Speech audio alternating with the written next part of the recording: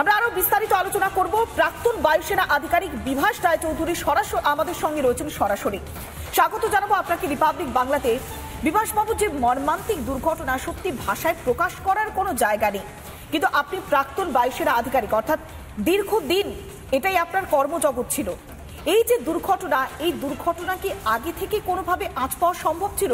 কেননা যেভাবে take off করার সময় বা ল্যান্ডিং এর সময় দুর্ঘটনা ঘটেছে, এটা তো ম্যাক্সিমাম ক্ষেত্রে আমরা দেখেছি এই সময়টাই দুর্ঘটনা ঘটে। তো এটা কি কোনোভাবে আগে রোখা যেত?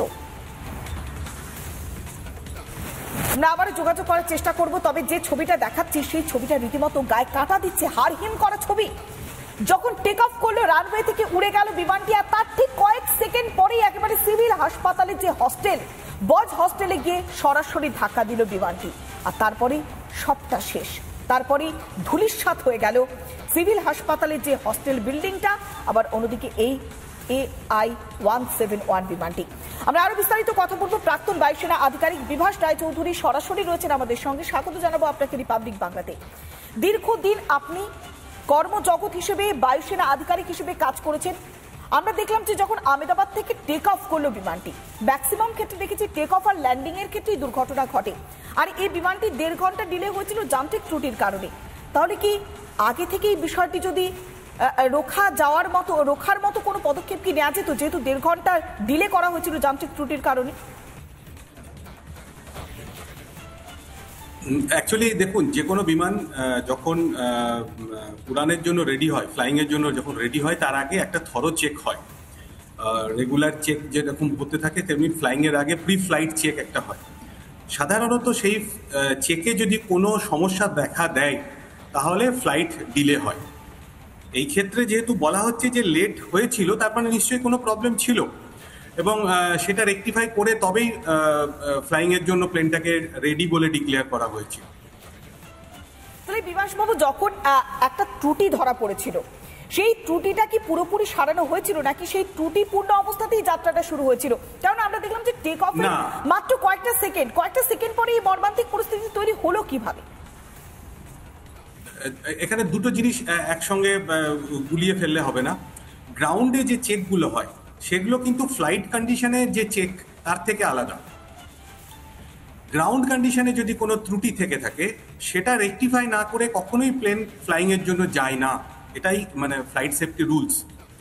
সুতরাং আমরা ধরে নিতে পারি, গ্রাউন্ডে যদি কোনো ত্রুটি ধরাও পড়ে থাকে, সেটাকে রেকটিফাই করার পরেই ফ্লাইং এর জন্য প্লেনটাকে অফার করা হয়েছিল।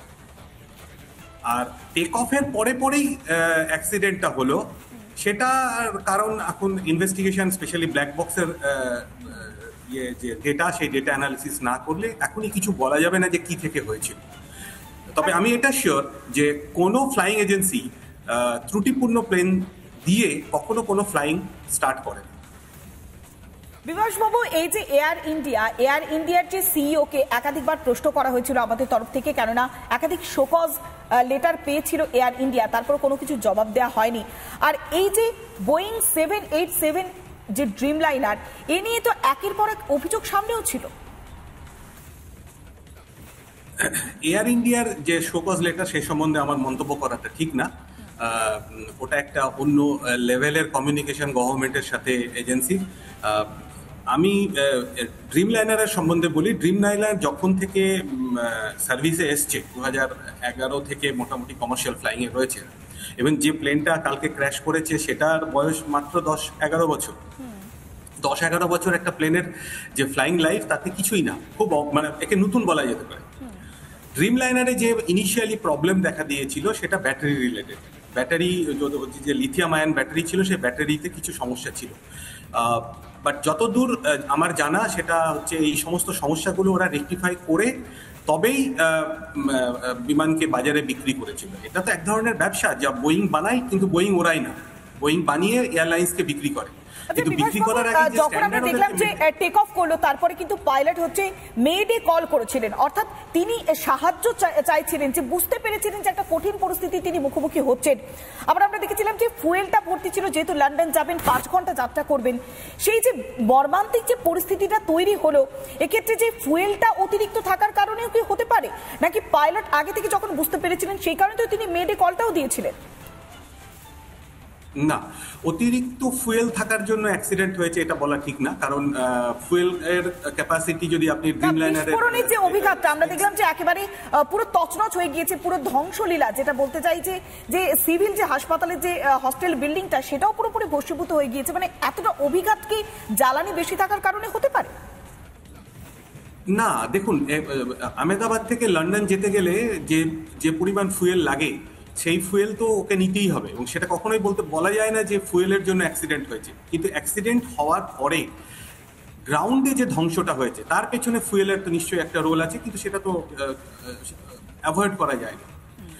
আর পাইলট যে মেডে দিয়েছে সেই তার কারণ কি সেটা কিন্তু পাইলট বলেনি।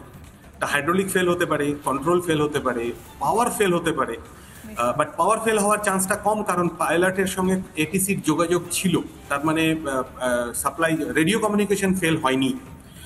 আর ওয়ার্ড হিটের কথা যেটা ডিজিসিএ থেকে বলছে সেটার প্রবাবিলিটি নিশ্চয়ই আছে। আবার হাইড্রোলিক ফেলিওর সেটারও একটা চান্স রয়েছে। এয়ার টার্বুলেন্সের জন্য হতে পারে, যেটা আমরা সবাই উপেক্ষা করে যাচ্ছি। এয়ার টার্বুলেন্স সেই সময় যদি ওইখানে বাতাসের কোনো ঘনত্ব কমে গিয়ে থাকে কিংবা অন্য টেম্পারেচারের, but that chance is very rare, মানে ভেরি রেয়ার চান্স। এগুলো হওয়ার মানে খুব সম্ভাবনা কম।